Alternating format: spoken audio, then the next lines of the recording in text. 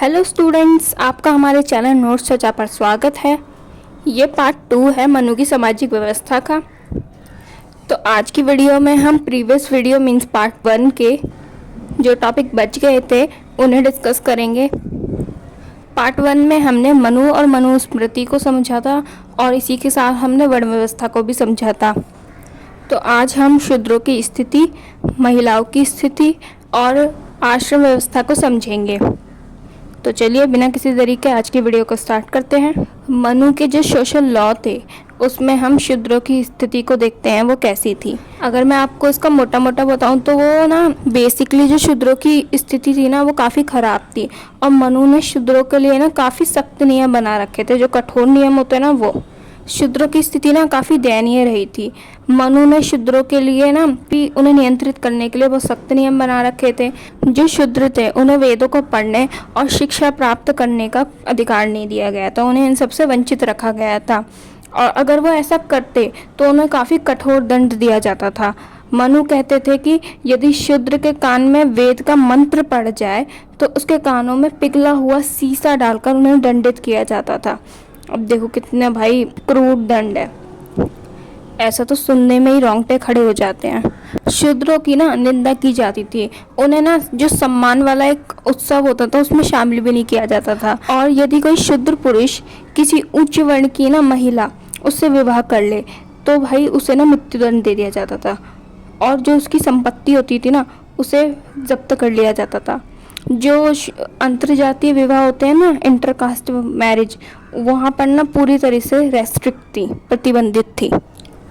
मनु ने यहाँ पर शूद्रों के लिए कुछ कहा है कि मनु के अनुसार जो उच्च जातियाँ होती हैं, जो उच्च वर्ण हैं, उनके लिए शूद्रों की जो सेवा होती है वो निःशुल्क मतलब फ्री होनी चाहिए और उन्हें स्वयं को ना भाग्यशाली समझना चाहिए कि उन्हें उच्च वर्ण की सेवा करने का अवसर मिल रहा है और उन्हें ना सेवा को कर्तव्य के रूप में करना चाहिए, ऐसा उनका मानना था। देखो वर्तमान मतलब आज के टाइम पे ना मनु द्वारा जो उस टाइम पे बनाए गए थे सामाजिक व्यवस्था के जो भी ये सामाजिक कानून है ना, इसमें जो शूद्रों की स्थिति दे रखी है उसकी ना कड़ी आलोचनाएं की जाती हैं इस टाइम पर, क्योंकि ये सच में जो स्थिति एक्चुअल में दे रखी है ना वो सच में बहुत ही एक्सट्रीमली डेंजरस है। अब हम मनु के सोशल लॉ का अगला कानून समझते हैं। वो है कि मनु के जो महिलाओं और उनके कर्तव्य संबंधी विचार थे उन्हें समझते हैं, या फिर महिलाओं की स्थिति आप लिख सकते हैं इसे शॉर्ट टर्म में। देखो मनुस्मृति में ना जो महिलाएं हैं और जो स्त्रियां होती हैं उन्हें ज़्यादातर मामलों में ना परिवार के दायरे में रखा जाता है, उन्हें केवल घर तक ही सीमित रखा जाता है और मनुस्मृति में स्त्रियों का ना अत्यधिक महत्व नहीं दिया गया है। जो मनु हैं उन्होंने स्त्रियों को स्वतंत्रता और शिक्षा इन दोनों के अधिकार से वंचित रखा है। जो मनु हैं वो स्त्रियों को समाज में स्वतंत्र स्थान देने के पक्ष में ही नहीं है, वह स्त्रियों को स्वतंत्रता ही नहीं देना चाहते। ऐसा व्यवहार तो आज भी कई महिलाओं के साथ कई घरों में और कई सोसाइटियों में आज भी देखने को मिलता है। ये सोच आज भी लोगों की है कि महिलाएं केवल घर तक ही रहें, वो बाहर ना जाएं और मतलब पढ़ाई लिखाई ना करें। मतलब समझ रहे हो ना, जो स्त्रियां होती हैं उनका चरित्र उच्च होना चाहिए। मनु के अनुसार एक स्त्री को बचपन में पिता के, शादी के बाद पति के और पति की मृत्यु के बाद पुत्र के नियंत्रण व संरक्षण में रहना चाहिए। देखो ये मेल डोमिनेट को दिखाता है, हिंदी में कहें तो पितृसत्ता। अब मतलब कोई स्त्री है तो बचपन में पिता के अधीन रहे और शादी के बाद पति के बाद मतलब पति की मृत्यु के बाद पुत्र के, इन सभी के ना मतलब नियंत्रण में रहे, एक मेल के कंट्रोल में और उसी के संरक्षण में रहना चाहिए। मनु का कहना है कि एक जो विधवा स्त्री होती है उसका जीवन सादा मीन सिंपल और साधारण होना चाहिए। नेक्स्ट है मासिक धर्म वाली स्त्रियों को शुभ अवसर से दूर रहना चाहिए क्योंकि उन्हें अशुद्ध माना जाता है। अब आप समझ रहे हो ना, इसे ज़्यादा एलोब्रेट करने की ज़रूरत नहीं है। जो महिलाओं के प्रति ये इतने सारे विचार हैं आप इन्हें इजीली समझ पाओगे क्योंकि आज के जो हमारा समाज है यहाँ पर भी कई जगहों पर ऐसी धारणाएं, ऐसे अंधविश्वासों को माना जाता है। मनुस्मृति के अनुसार यदि उच्च वर्ण का कोई पुरुष है और वो शूद्र महिला से विवाह कर ले तो जो उसका पूरा परिवार होता है ना उसका विनाश हो जाता है, क्योंकि जो शूद्र वर्ण होता है उसके जो भी सभी अवगुण होते हैं वो जब भी उनकी संतान उत्पन्न होती है तो जो अगली पीढ़ी है उसमें ना ट्रांसफ़र हो जाते हैं, स्थानांतरित हो जाते हैं। ऐसा बोला गया है। Doctor B.R. अम्बेडकर हैं, उन्होंने एक बात कही थी कि जो मनु हैं उन्होंने जितने कठोर नियम शूद्रों के लिए बनाए हैं ना, उतने ही कठोर नियम उन्होंने महिलाओं के लिए भी बनाए हैं, ऐसा उन्होंने बोला है। अब नेक्स्ट है कि मनु का मत है कि जो महिलाएं होती हैं उनका सम्मान करना चाहिए, और जहां महिलाओं का सम्मान नहीं किया जाता उनका विनाश हो जाता है। अब मनु के जो सोशल सिस्टम है उसका जो नेक्स्ट सोशल लॉ है वो है आश्रम व्यवस्था। आश्रम व्यवस्था, इसके बारे में ना मनुस्मृति में बताया गया है। जो आश्रम व्यवस्था है इसे ऋग्वेद से लिया गया है। मनु के अनुसार मानव जीवन का महत्वपूर्ण व परम लक्ष्य धर्म, अर्थ, काम और मोक्ष को प्राप्त करना है। इसलिए मनु ने एक व्यक्ति की आयु को 100 वर्ष तक माना है और उसे कुल 4 आश्रमों में विभाजित कर दिया है, जिन्हें हम 1 बाय 1 पढ़ेंगे।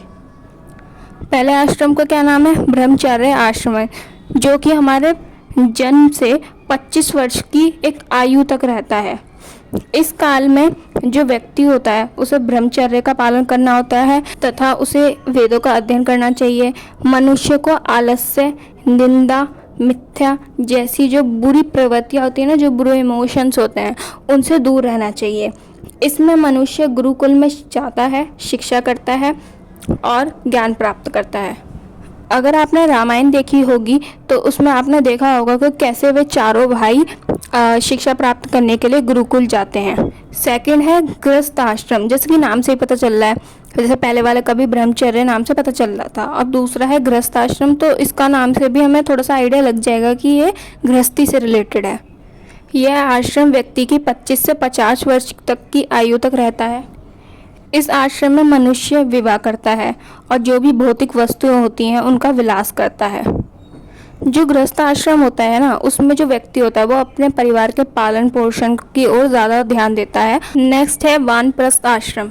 यह आश्रम वन से संबंधित है।